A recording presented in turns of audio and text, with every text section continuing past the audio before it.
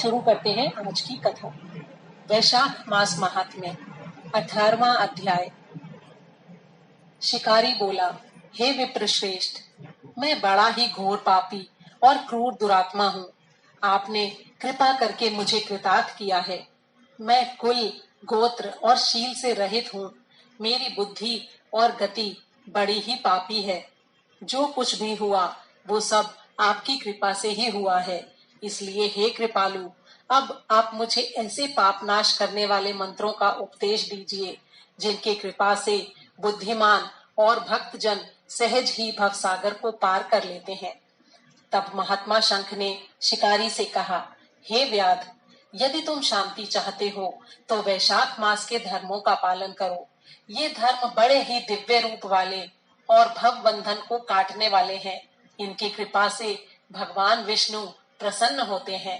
भगवान विष्णु के माधव मास का जैसे महात्म्य सुना है और देखा है, वो सब मैं तुम्हारे सामने वर्णन करता हूँ।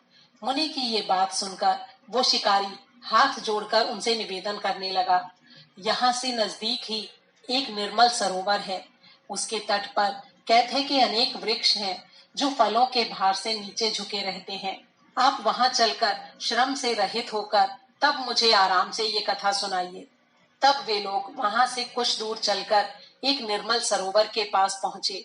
उसमें चकवे चकवी, बगुले और राजहंस शोभायमान हो रहे थे।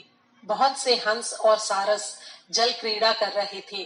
पक्षीगण बड़ा ही तेज कलरव कर रहे थे। ये बड़ा ही सुखद दृश्य था। तट पर बांस के वृक्षों की शोभा थी।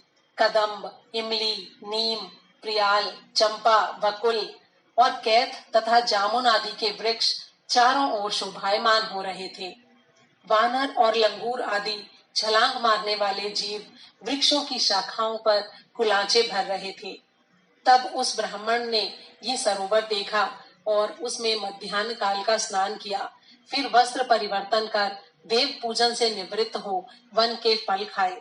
फिर उन्होंने कहा, हे व्याध, धर्म तो अनेकों हैं, लेकिन तुम कौन सा धर्म सुनने की कामना रखते हो? अब तुम्हारी जो भी जिज्ञासा हो वो स्पष्ट करो। तब वो व्याध बोला, हे महात्मा, किस कर्म के वश मुझे ये व्याध की योनि प्राप्त हुई है और उस योनि में किस कर्म के वश मुझे ये सद्बुद्धि और आपका सत्संग प्राप्त हुआ है? हे प्रभु, मुझ पर आपकी कृपा का क्या कारण है, ये मैं जानना चाहता हूँ।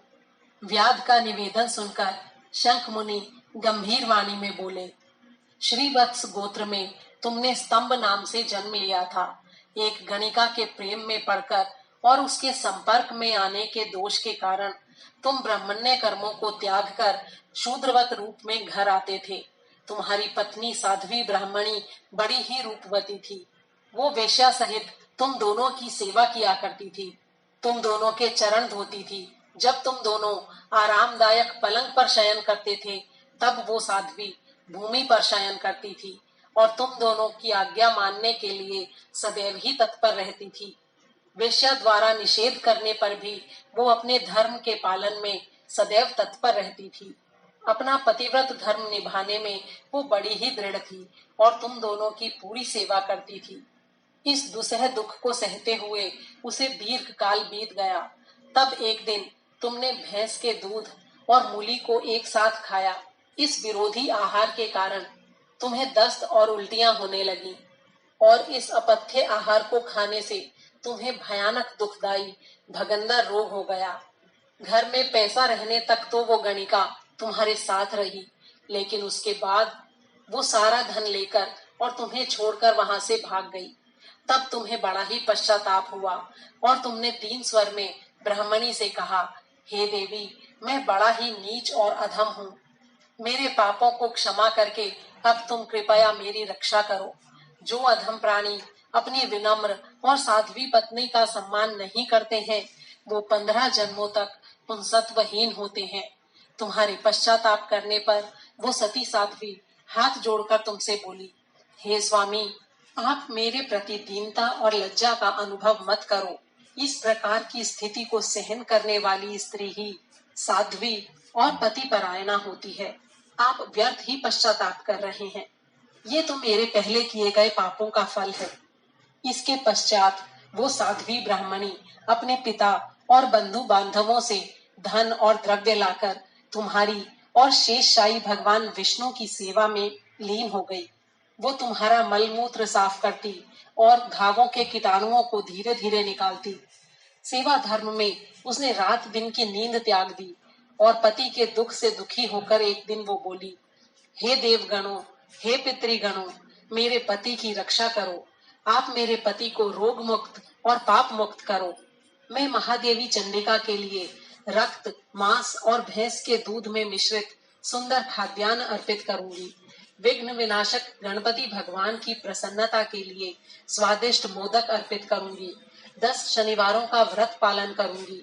मिष्ठान और घी का आहार त्याग दूंगी। शरीर पर तेल मर्दन और उपटन का प्रयोग त्याग दूंगी। मेरे स्वामी की आयु 100 वर्ष हो। इस प्रकार का आत्मनिवेदन वो नित्य प्रति करने लगी। वैशाख मास की एक संध्या को देवल नाम के ऋषि गर्मी से व्याकुल होकर उसके घर पधारे। तब वो साध्वी कहने लगी, ये वैद्यराज मेरे घर पधारे हैं। इनकी कृपा से मेरे स्वामी अवश्य ही रोग मुक्त हो जाएंगे। मैं इनका आतिथ्य सत्कार करूंगी। उसने उनके चरण धोकर अपने शीश पर छिड़का और गर्मी से व्याकुल मुनि को शरबत का पान कराया। इससे उन्हें बड़ी ही सुख शांति प्राप्त हुई। सुबह होने पर वो मुनि जैसे आए थे उसी प्रकार चले गए। इसके कुछ दिनों बाद, हे शिकारी, तुम्हें सन्निपात का रोग हो गया। तब तुम्हारी पत्नी तुम्हें पिलाने के लिए त्रिकुटा लेकर आई। इस कार्य में उसकी एक उंगली तुमने दांत से काट ली और तभी तुम्हारी दांती जकड़ गई। पत्नी की कोमल उंगली का एक भाग तुम्हारे मुख में ही रह गया और उसी दशा में तुम्हारा प्राणांत हो गया। अपनी शैया पर उसी वेश्या को याद करते हुए तुमने प्राण त्यागे। तुम्हें मृत जानकर तुम्हारी रूपवती सुलक्षणा पत्नी अपने कंगन बेचकर दाह संस्कार के लिए ईंधन खरीद कर लाई और एक विशाल चिता बनाकर उस पर तुम्हारे शव को रखा। फिर उसने पति के शव का दाह संस्कार किया और स्वयं भी अग्नि समाधि लेकर सती हो गई। ऐसा करके उसने श्री विष्णु लोक को प्राप्त किया। अंत काल में गणिका को याद करने के कारण शरीर त्यागने के बाद तुम्हें ये व्याध का जीवन प्राप्त हुआ। लेकिन तुमने वैशाख मास में पत्नी को ऋषि को शरबत पिलाने की अनुमति दी थी। इस कारण तुम्हें इस व्याध के जीवन में सद्बुद्धि प्राप्त हुई। इसी की प्रेरणावश तुमने सारे सुखों को देने वाले धर्म का महात्म्य पूछा। इस प्रकार मैंने तुम्हारे पहले जन्म में किए गए सारे बुरे कर्मों और अच्छे कर्मों का वर्णन तुम्हें सुनाया है। अब यदि कोई और विषय या कोई गुप्त वार्ता समझना चाहते हो तो वो भी संकोच मुक्त होकर कहो। तुम्हारा हृदय निष्पाप और निर्मल हो गया है। हे सन्मते, तुम्हारा कल्याण हो और तुम्हें सद्गति प्राप्त हो। बोलो श्री विष्णु भगवान की जय।